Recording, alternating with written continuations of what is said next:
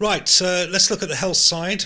Vitamin C, lots going on here. Those of you who saw the Alan Smith story, this New Zealand farmer who contracted swine flu and had to be put on life support with whiteout pneumonia and hairy cell leukemia, and eventually had the condition reversed with intravenous vitamin C. This has provoked a huge momentum in New Zealand and elsewhere because that story went round the world. And there's a new website you can have a look at called vitaminccure.org.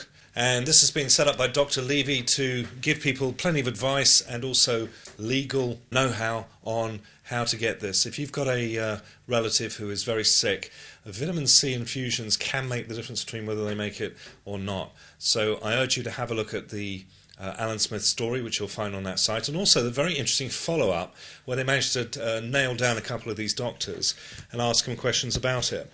And our friend over at the Journal of Orthomolecular Medicine, Dr. Andrew Saul, has done a great article about the objections that the establishment put against vitamin C therapy.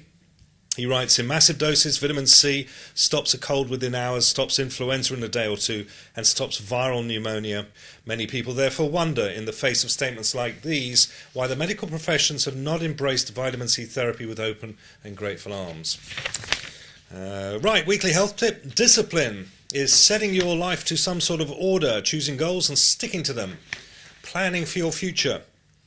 Discipline is the carburetor of your engine. You can be hectically tuned chaos, or you can manage yourself smoothly even at high RPM. So often when somebody phones me up and they say they've got cancer or heart disease or anything like that, it's one thing to actually read and cast your eyes down the regimen. It's another thing to do it consistently, and that requires discipline, organisation, reorganising your life around your health, not the other way around. Bill Clinton has done this.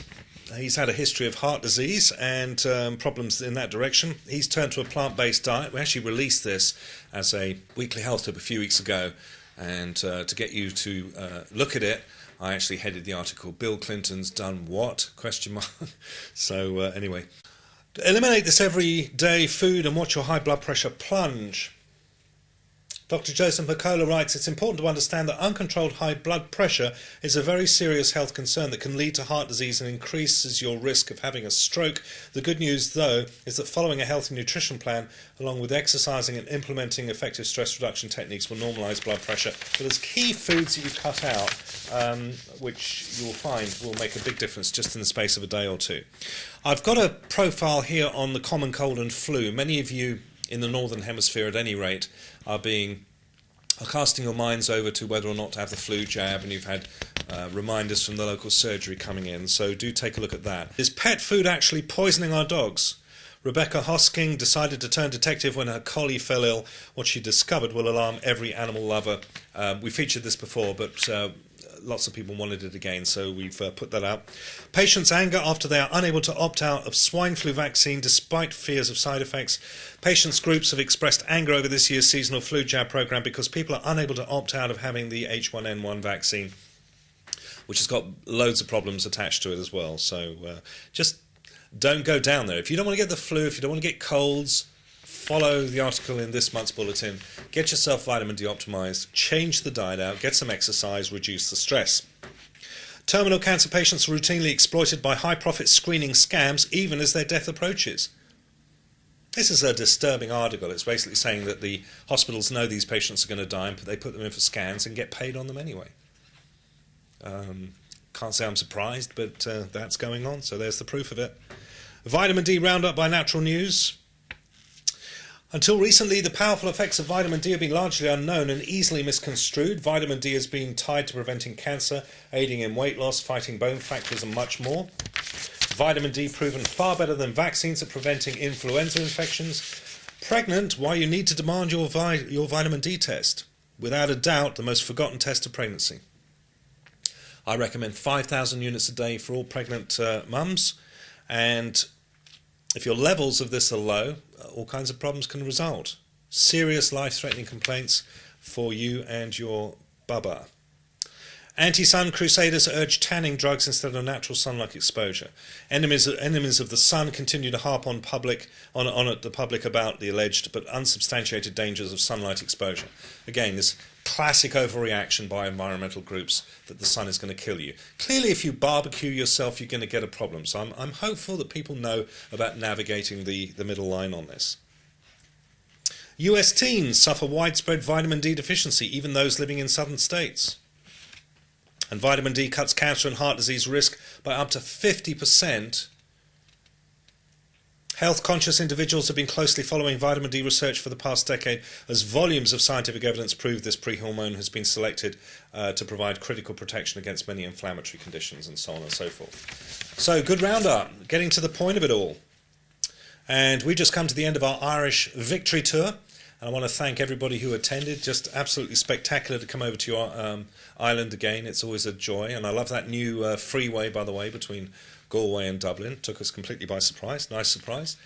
Coming up, the last 4 dates of the UK Victory Tour. These will be the last 4 dates that I will be doing in the UK this year.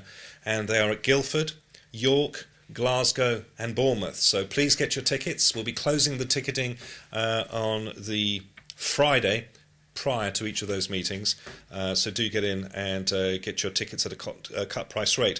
And some great news here, the Australian Victory Tour, the tickets are now on sale. This tour kicks off after the New Ways Convention in mid-February of 2011 and March, and it'll be a similar itinerary to last year in terms of where we went, but this is a totally different talk. This is really getting to the heart of what's ailing you and your family, and I'm going to be doing lots of items and articles on this prior to coming out to see you. So start getting the word around early.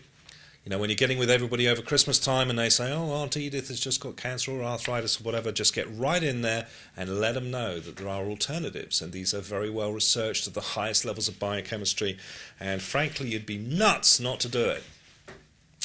But then I'm biased. Online films.